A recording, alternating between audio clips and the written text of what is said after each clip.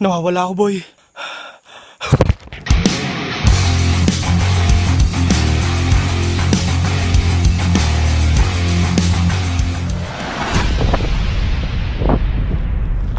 Nyangay, boy. Welcome to my vlog.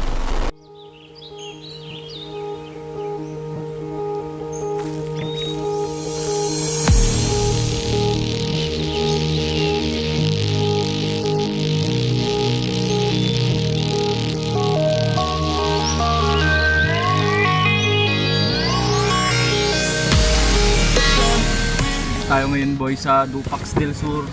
Kung makikita nyo, ayun, yung simbahan nila sa likod. Punta tayo ngayon sa Mount Miranda na may 350 steps daw. Tama ba? 350 steps. Hindi pa yata yung inopen nun nung nag-aaral ako dito sa Sur. Kasi hindi pa yata na simento. Pero ngayon na simento na. Tatamala. Sige, Jerome. Hi! Pamidyo-midyo. Video tayo, boy. Makadaanan atin nung i ko. Baba na. Hanggang na gate lang. Mapapaya, banda na yan. Ay, Kaya naman, no? kaya na pa yung muli nung. Sige nung, thank you. Nung elementary kami, boy, parang umakyat na kami dito nun eh. Dito yata yung reservoir nila. Yung may ahas, yung sinasabi nilang may ahas. Ang hirap ng daan dito, boy. Huwag na. Magpatulog tayo yung tricycle. Ikaw lang mag-atras, Wala na. boy. Hindi na kaya. Nagbibideo ako. Ay, ito yung problema, boy, sa mga hiking na ganyan eh. Tapos dadalhin yung sasakyan, yung kotse. Tignan mo naman, boy, lubak, boy, lubak. Baka sumaya dun sa baba niya, sayang. Tapos kawawashing lang ni B. Kaya atras muna natin.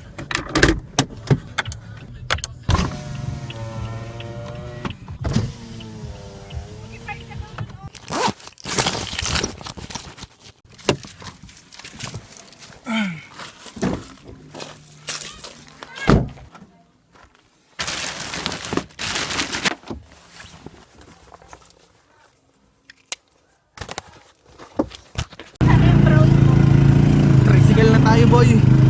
Hindi niya kaya ditong paakyat yung sasakyan. Baka sumayad. Tama, boy, dito kami pumupunta ng elementary. Tama ko yung mga classmate ko at yung mga teachers. Hindi na ganito kaganda nun, boy. Mas mataas yung tubig nun dun. Doon kami naglalaro, kumukuha ng mga isda. Yung mga bunog, ganun. Tapos yung mga maliliit na crabs. Ngayon lang ulit ako pupunta dito last nung 2011 siguro yun o 2010. Lipas bago ka napunta dito. Ito alam mo. Sama natin to si Iyangot. Nawala yung cellphone yan, bagtit yan. Steps nga eh. Di ba na ginti ko ah? Hindi. Wala na, boy. Nawawala na, boy. Kakatakot dito, boy. Wala na yung mga kasama ko. Hindi ko alam kung nasan na ako. Wala naman yung mga kasama ko, boy. Hirap lang talaga yung paakyat pag hiking. Uy, tignan nyo, wala na yung mga kasama ko. Andito tayo ngayon sa watershed ng Dupax del Sur. Sinasabi nila nun, boy, na huwag daw pupunta dito dahil may mga ahas, ganun. May malaking ahas daw. Wala na yung dito. Wala na. Dati mataas yung tubig dito, boy. Dito kami nung naglalaro. Wow, sayang. Wala na yung tubig. Number one reason, boy, kung bakit ayaw ko ng hiking. May allergy kasi ako dun sa mga kagat ng lamok, ganun, yung mga maliliit na lamok. Nasubukan ko nun, boy. Nag-camping ako dito sa Dupax del Sur. Din lang. Resort dito sa Dupax del Sur. Tapos dun sa Ritaw, sa Darapidap. Tapos, kinaumagahan pa lang na ganyan, nagpasundo na ako sa bahay. Kasi nangangati ako dun sa kagat ng lamok ay. Grabe, may allergic reaction. Kaya, hindi ako mahilig sa mga hiking. Pero for the sake of loving you, Gimsen. Dahil mahal na mahal ko kayo, boy. Nandito tayo para kumuha ng quality content. Para maipakita ko sa inyo kung gaano kaganda dito, boy. Pero nakakapagod nga lang. This is not my kind of thing na ginagawa. Napa-English na naman. Wala kayong nakikita ng cinematic B-rolls ko ngayon, boy. Kasi ang pag-uusapan natin ngayon ay ang frame rate. Mapapansin nyo yung mga ginagamit ko sa video ko pag nagbi-b-roll ako, boy. Slow motion siya na smooth. Tapos, ano ba yan? Wala nang araw. Wala nang araw habol namin dito sunset. Ay, ang gulo. Kung napapansin nyo, yung mga ginagamit ko dun sa mga cinematic b-rolls ko, boy, ay slow-mo.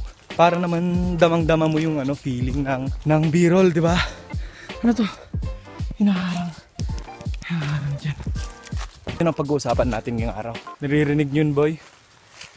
May tubigs. Tubigs here. Yun ang tunog ng fresh water. Na syempre, fresh water galing sa bundok. May tubig dito, boy. Diba? So, time check, boy, mga 4:30 na. Baka mga 6:30 tayo makakauwi kasi pa feeling ko wala pa tayo sa kalahati nito eh. Ito. Ito, boy. Tutubig-tubig. Tutubig-tubig. Boy, ang steep ng daanan, ang taas ng paglalaglagan mo dyan, boy. Ito lang yung daanan, oh. Nakakatakot naman dyan. Narinig nyo yun, boy? Naririnig nyo yun? May tubig yung tubo, men. Na-stuck sila dito. Pahinga naman, boy. Malapit na. Malayo pa daw! Katakot dito, yun. Wala pang spike yung sapatos ko, boy. At nagdadalawang isip na sila, boy, kung tutuloy pa ba o hindi. Kasi natatakot na sila. Nakalahati na, boy, eh. Diretsoin na. Tignan nyo, boy, kung bakit mahalaga ang mga puno. Yan, oh. Roots, man. Roots. Hoy, bakit may naharang sa daan? Yan, oh. Look at that. Malapit na tayo sa Mount Everest. Na tayo mag-rest sa Mount Everest. Oh, no. At yun lang nga, may nakita silang ahas. May ahas, men! Wala na. Pwede yan. Alligator. Hindi naman tayo papansinin ng ahas pag Malaki? Ganito ka kapal, oh. Anong kulay? Green? Army green. Hindi po nakastay siya. Tapos, hindi ko pa alam kung umalis na. Tanong nga natin. Tumulikod agad ako. Marami naman tayo.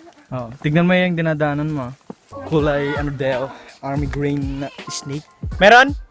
Kuya Michael! Ada? Kinansa mo ulag. Kaya ayoko rin ng ganito. Sige mga... So parang...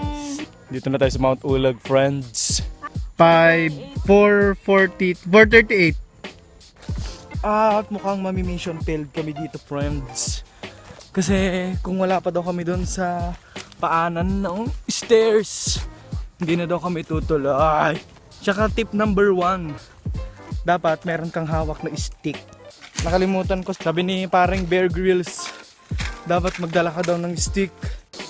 At na mission failed po kami dito sa pag-akyat namin sa peak ng Mount Miranda kasi may ahas. Mission failed. Ibang daan na. Magtanggal na tayo ng t-shirt. Mission failed tayo, bre. Siguradong ang punta nito ay doon lang sa barbecuehan. Pangit yung sinimulan tapos hindi tatapusin. Kaya babalik ako dito. Ay, apo, Diyosa. Nakakita lang ni Kuya Michael ti Diyosa. Wanan. Sabalin. Sabalin. Sorry guys, basal ko. Na Diyosa kami tuyan, boy. Iba yata tong nadaanan namin. Bale, ito lugar dito, boy.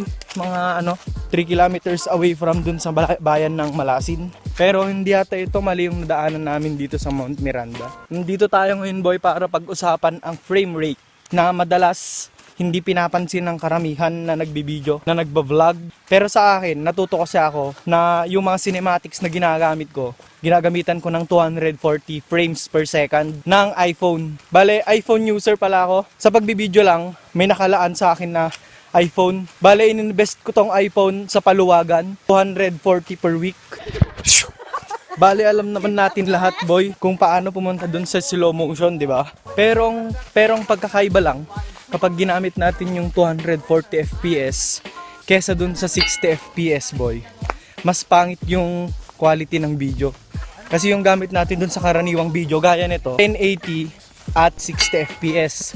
Pero pag ginawa mong 240 FPS, bumababa yung quality niya ng 720 na lang. Kaya medyo mas mababa yung quality ng mga B-rolls kesa dun sa normal na pagbibideo na parang ganitong ginagawa ko. Pero hindi na yun mahalata kapag nilagyan mo ng dramatic sound effect. Tapos kinolor grade na natin yung video. Hindi mo na mapapansin yun, boy. Kasi pangit yung 60 fps pag in slow motion mo, merong frame drop na tinatawag. Pag yung frame drop nangyari, ang pangit.